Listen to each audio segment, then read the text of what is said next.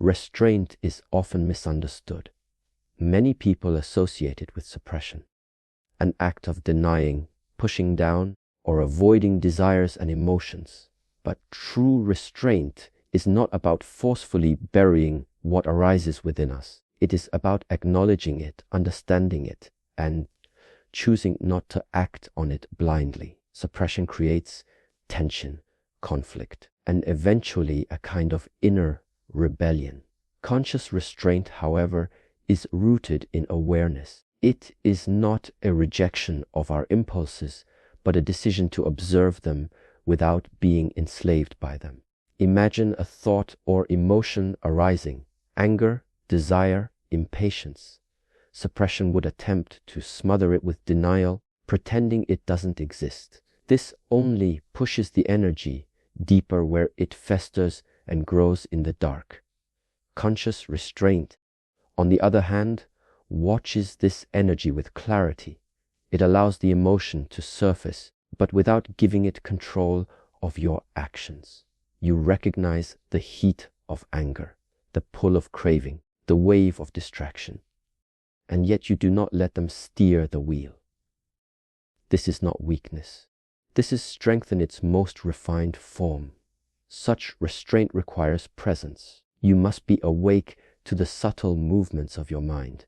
You must catch the space between stimulus and response and linger there, not to freeze, but to feel. That space is where restraint lives. It is a sacred pause, a moment of choice. And in that moment, we are no longer mechanical. We are no longer simply reacting to the world. We become deliberate, intentional. This is where dignity enters our actions. It is important to understand that restraint is not anti-emotion. Emotions are natural. Desires are human. The issue is not that they arise. The issue is when they dominate us. Conscious control means we give everything its rightful place, not more, not less. Like a skilled gardener, we know when to water, when to prune, when to let be. Suppression is trying to cut down the whole tree. Restraint is learning how to guide its growth. When we practice this kind of restraint consistently, something subtle begins to shift. We feel less tossed around by every urge. We are no longer victims of our own moods or cravings. Life no longer feels like a storm. We begin to notice the stillness beneath the wind.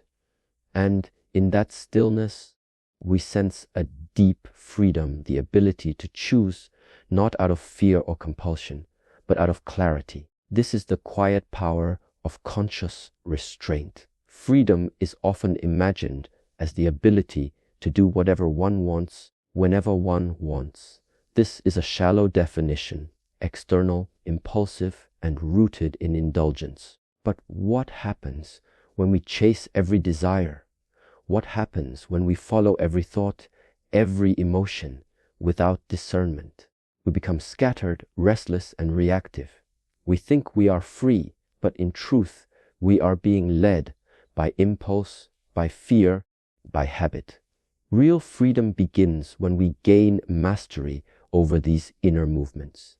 It is not about controlling the outer world. It is about learning to stay centered regardless of what arises within us. Inner mastery means knowing yourself deeply, not just on the surface, but at the level of your patterns, tendencies, and reactions. When someone insults you, do you immediately react with anger? When discomfort appears, do you seek distraction? When fear whispers, do you obey without question? Most people do. But inner mastery invites us to pause and notice what is happening before we respond. It is the strength to remain still while the storm passes through. It is the wisdom to ask, is this reaction truly mine? Or is it simply the momentum of my conditioning? The one who is mastered by their emotions cannot be free.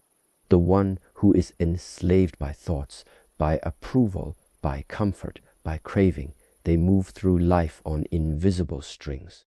But the one who has turned inward, who has faced themselves, begins to loosen those strings.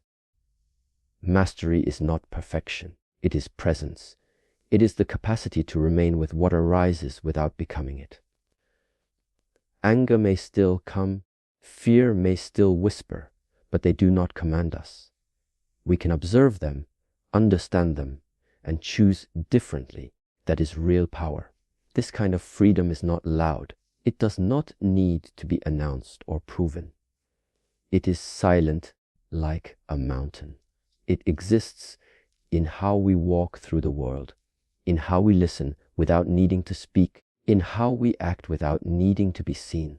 The freer we become inwardly, the less we are pulled by the outer noise. We don't need to chase things or prove our worth. We move from a place of clarity, and that clarity becomes our compass. We stop seeking validation because we know who we are beneath all labels, roles, and expectations. When you master yourself, the world loses its grip on you. Not because the world changes, but because your relationship to it does. You are no longer a leaf in the wind. You are the sky, vast, aware, undisturbed. This is not something gained in a moment. It is cultivated over time through attention, through restraint, through discipline. And the more you return to yourself, the more you discover that the deepest form of freedom was never out there. It was always waiting within. Simplicity is not about having less. It is about needing less. When we simplify our lives, we create space, not just in our surroundings, but in our minds. Modern life thrives on excess. Too many choices, too many opinions, too many distractions. The more we accumulate objects, thoughts, commitments, the more noise we introduce into our inner world. And in noise, clarity cannot survive. Simplicity is the quieting of that noise. It is the deliberate removal of what does not serve so that what truly matters can be seen with greater sharpness. A cluttered life is often the reflection of a cluttered mind. When the mind is full of unfinished thoughts, unresolved emotions, and scattered intentions, it becomes foggy. We start reacting without knowing why. We feel anxious but cannot trace the source. Simplicity does not solve everything, but it strips away the non-essential so that what is essential can stand on its own. Just like muddy water settles when left undisturbed, our inner clarity emerges when we stop stirring the mind with constant stimulation and endless pursuit. There is a discipline to simplicity. It asks us to question what we truly need, what we carry out of habit or fear or ego. It challenges the assumption that more is better. Simplicity is not lack. It is refinement. The more we refine our inner and outer environments, the more precise our attention becomes. We begin to see things as they are, not through the filter of desire or comparison. We make decisions with less hesitation. We listen more fully. We speak with greater intention. The fog lifts and life becomes lighter. The way we consume media, relationships, food, words, all affects the clarity of our mind. Simplicity invites us to become conscious of what we take in, what we hold on to, and what we release. This does not mean withdrawing from the world. It means engaging with the world more skillfully. We no longer need to say yes to everything, to fill every silence, to chase every opportunity. When we simplify, we trust that what is meant for us will not pass us by. In that trust, we discover a deep stillness that cannot be found in excess. Simplicity also invites honesty. It strips away the distractions we use to avoid ourselves. When there is less noise, we are left with our own mind, our own truth, our own reflection. And this is where clarity becomes powerful, not just as insight, but as direction. We stop asking others what we should do. We stop doubting every decision. The path becomes visible, not because it suddenly appeared, but because we finally removed what was hiding it. Simplicity, then, is not a limitation. It is a doorway into knowing ourselves more deeply. Discipline is often misunderstood as something rigid, punishing, or joyless. But in its true form, discipline is a quiet guardian. It protects what is valuable. It guards our energy from being wasted and our attention from being scattered. Without discipline, we are open to every distraction, pulled in every direction. The mind becomes like a leaf blown by the wind, never still, never rooted. Discipline is the structure that keeps us centered. It defines what we give our energy to, and just as importantly, what we no longer entertain. Energy is life. Where we place it determines what grows. A disciplined person learns not to give energy to things that drain, confuse, or fragment the mind. They say no, not out of resistance, but out of wisdom. Every yes has a cost. Every action takes something from us. Discipline is the conscious decision to invest energy in what aligns with our values, our purpose, and our inner peace. It is how we conserve strength, not just physically, but mentally and emotionally. Without it, we become exhausted without knowing why. Direction is not simply having goals. It is the ability to stay aligned with those goals over time. Many people start strong but lose momentum quickly, not because they lack desire, but because they lack the inner structure to remain consistent. Discipline is the bridge between intention and realization.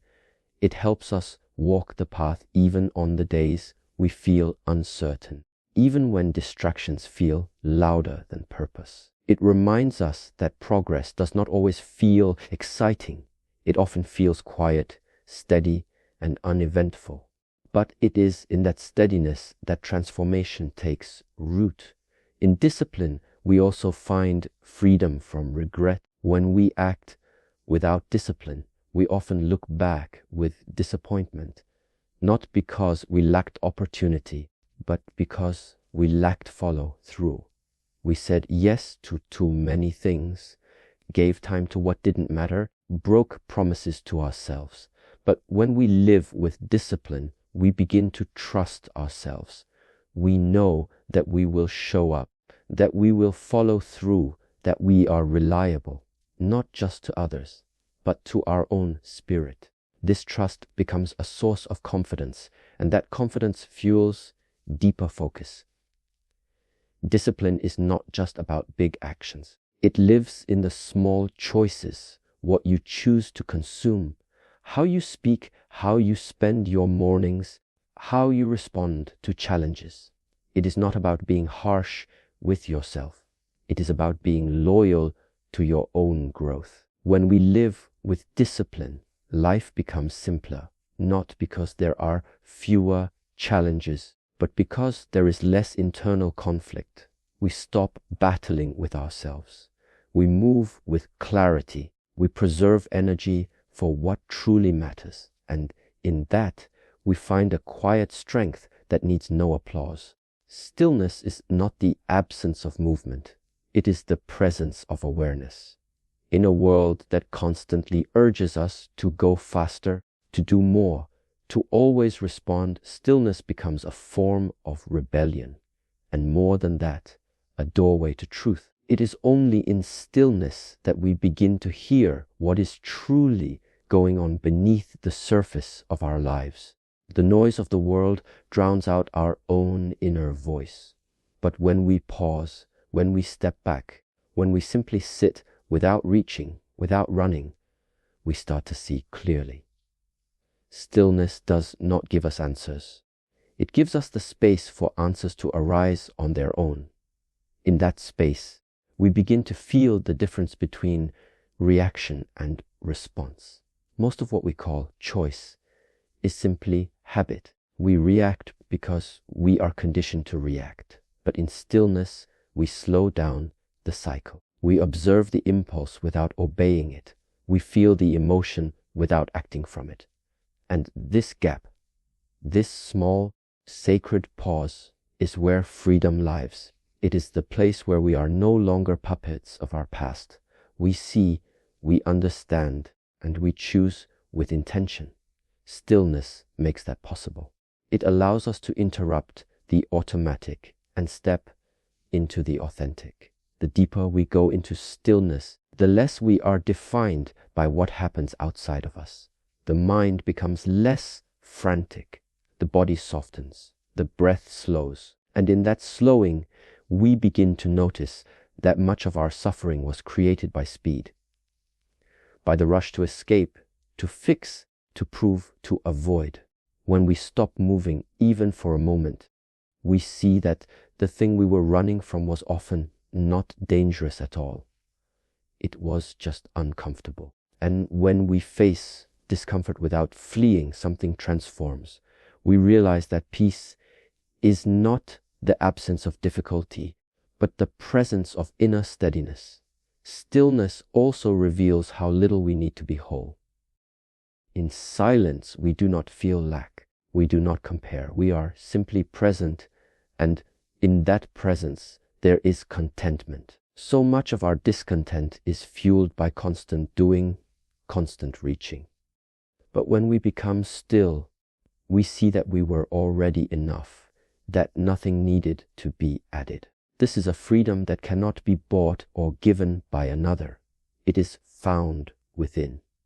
Not in achievement, not in recognition, but in simple, undisturbed being. A kind of freedom that is not loud, but profound. Many avoid stillness because it feels unfamiliar. It can feel like emptiness at first. But that emptiness is not a void, it is openness.